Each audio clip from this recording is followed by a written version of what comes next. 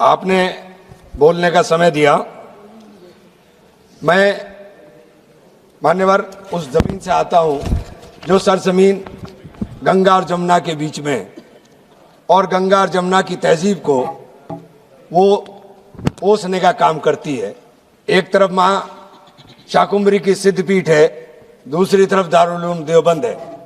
मैंने last time भी एक डिमांड रखी थी माननीय मंत्री जी से कि सहारनपुर के रेलवे स्टेशन का नामांकन मां शाकुंभरी देवी के नाम पर कर दिया जाए।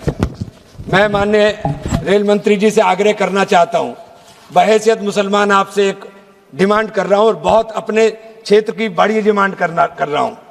और देवबंद जिसने जंग आज़ादी की लड़ाई में दारुल उलूम का एक अहम किरदार रहा हो, वहां फ्रीडम फाइटर मौलाना हुसैन अहमद मदनी साहब के नाम पर देवबंद के रेलवे स्टेशन का नामांकन कर दिया जाए। आपने जो वादे किए, निश्चित रूप से मैं अपने जनपद के लिए तरफ से आपका धन्यवाद करता हूं कि आपने वंदे भारत लखनऊ स्टार्ट की। एक वादा आपका पेंडिंग है, वो याद दिलाना चाहता हूं कि इलाहाबाद के लिए भी आपने हमसे वादा किया था। चूंकि हमें हाई कोर्ट मिल नहीं रहा है और हाई कोर्ट हमारा दुर्भाग्य है कि हमारा दूसरे जो राजस्थान का हाई कोर्ट हमसे नजदीक है। अगर मैं राजस्थान हाई कोर्ट जाना चाहूं तो नजदीक, पंजाब जाना चाहूं तो नजदीक। तो मेरी आपसे गुजारिश है कि हाई कोर्ट की डिमांड तो पूरी होनी, कम से कम रेल की डिमांड पूरी कर दीजिए। तो मेरी आपसे ये मौदबाना दरखास्त है कि आप इसके ऊपर बहुत गौर व फिक्र कर, और हुजूर घंटी मत बजाइएगा, मेरी बज जाएगी एकदम घंटी, इसलिए प्लीज जरा थोड़ा सा पढ़ने दीजिएगा।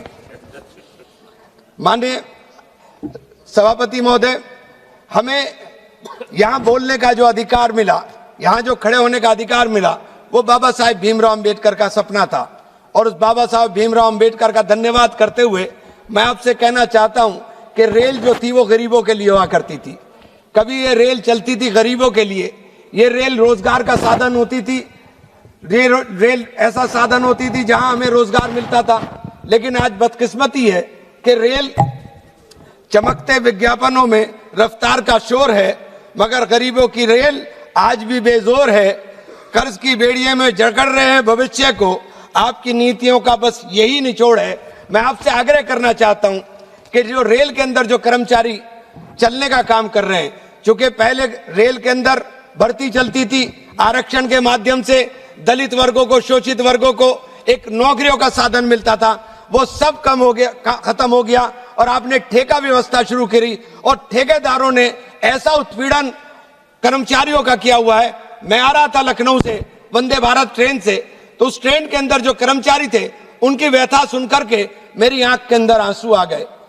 7 दिन के अंदर कोई छुट्टी नहीं मिलती, मंडे के दिन उनको शायद एक दिन छुट्टी मिलती है और उनको 11,000 रुपए से 16,000 रुपए तक का वेतन मिलता है। और उसके अंदर ड्यूटी उनकी, उसी ट्रेन से जाना है, उसी ट्रेन से आना है, उनकी ड्यूटी 20 से 22 घंटे की मान्यवर होती है। तो ये इतनी खतरनाक स्थिति है कि जो न्यूनतम वेजेस मिलने चाहिए वो न्यूनतम वेजेस भी रेलवे के अंदर ठेकेदार, हो सकता है कि मंत्री जी की जानकारी में ना हो, मैं आपकी जानकारी में डालना चाहता हूं कि जो रेलवे के जो ठेकेदार हैं वो इस कदर उत्पीड़न लोगों का कर रहे हैं, क्योंकि उन्होंने जो ठेके व्यवस्था के ऊपर सारी चीजें और गुणवत्ता के ऊपर, खास तौर से खाने के लिए हो या उसके अंदर सफाई की थोड़ी सी व्यवस्था तो मुझे सुधरी भी मिली। मैं ये बात भी कहना चाहता हूं कि सफाई की व्यवस्था सुधरी मिली, लेकिन उन लोगों का जो उत्पीड़न हो रहा है, खास तौर से उनको तनख्वाह नहीं मिलती। और वंदे भारत जैसी ट्रेन जिसमें सोने के लिए बर्थ भी नहीं है, तो आप उनकी स्थिति समझ लीजिए क्या होगी, कि उनकी स्थिति क्या हो गई है। तो ऐसी स्थिति रेलवे के अंदर जो, क्योंकि बेरोजगारी इतनी है, रोजगार मिलता नहीं तो बेचारे उसी काम के लिए करने पर। तो मैं माननीय मंत्री जी से आग्रह करूंगा कि आप इसके ऊपर खास तौर से विचार करें कि जो रेलवे के कर्मचारी हैं, जो रेलवे के अंदर चाहे वो ठेके पर ही काम कर रहे हो, वो हमारे और आपके ही है। उन गरीबों को रेल एक साधन बन सके उनके लिए, उसके लिए आपसे आग्रह करना चाहूंगा। आपसे आग्रह करना चाहूंगा कि हमारे सहारनपुर से वाया शामली जितनी ट्रेन आपने कोरोना काल के अंदर बंद हो गई थी, उन ट्रेन को स्टार्ट करा दे, चूंकि वो गरीबों का सहारा है, वो गरीबों के लिए है। उसके अंदर एसी की ट्रेन नहीं थी, वो गरीबों की ट्रेन है। उन गरीबों की ट्रेन चलाने का अगर आप काम करेंगे तो निश्चित रूप से बात बड़ा हम आपके आभारी होंगे। तीसरी चीज हमारे साथी समाजवादी पार्टी के सांसद ने उठाया था जो अंडरपास है उसमें काफी हद तक आपने शेड लगाए, उसके लिए आपको बधाई। लेकिन जहां रह गए शेड, अगर फ्लाईओवर नहीं बन सकता तो जो आपने शेड रह गए उन जगहों पर शेड के अंदर एक तो शेड की व्यवस्था कर दी है और उनके अंदर टनल जो बनाई है उनमें लाइट की व्यवस्था कर दे, क्योंकि वहां बिल्कुल अंधेरा रहता है, घनघोर अंधेरा।